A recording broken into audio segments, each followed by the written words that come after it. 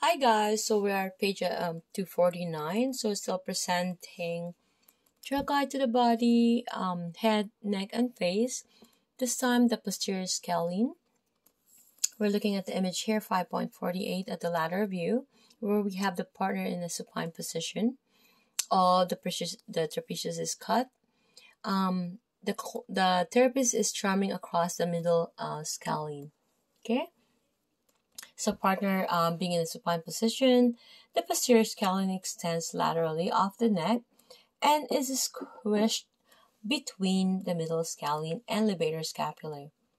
So locate the middle scalene and the levator scapula.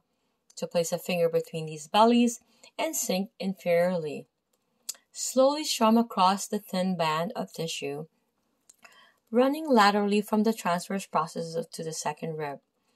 So you're going to ask yourself this question to distinguish between the posterior scalene and levator scapula. We're going to locate the posterior scalene and we're going to ask your partner to slowly elevate the scapula. Since the posterior scalene does not create this action, there should be no contraction of its fibers. However, if you ask your partner to slowly inhale into her upper chest, you should feel the posterior scalene contract. So for all scalenes, look at the image here. We have the lateral view, having the partner in a supine position, palpating the posterior scalene.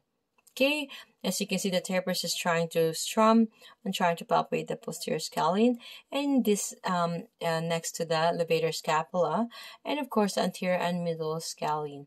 Okay, so having your partner in prone, you're going to begin to be isolating the edge of the upper fibers of the trapezius.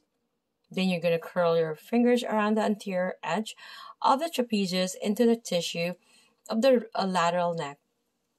So the levator scapula will be just anterior to the trapezius, following by the posterior and middle trapezius. Oh my god, my apologies, scalenes. Why did I say trapezius? Again, my apologies and thank you for understanding. I think I will be just doing a few more and I'm going to take a big break. So looking at the 5.50 image here, posterior lateral view, partner in prone, palpating the middle and posterior scalenes, okay? So we have the edge of the upper fibers of the trapezius here. As you can see, it is the middle and posterior scalene is highlighted, right?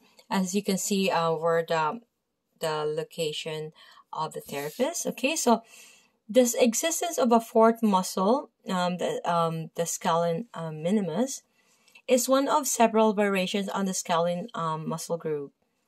Present in roughly 40% of the population. The minimus often attaches from the 6th and 7th cervical vertebrae to the first rib or pleural dome of the lung. So lying inferior and deep to the anterior scalene, this muscle may nevertheless be quite strong. See you guys at page 250.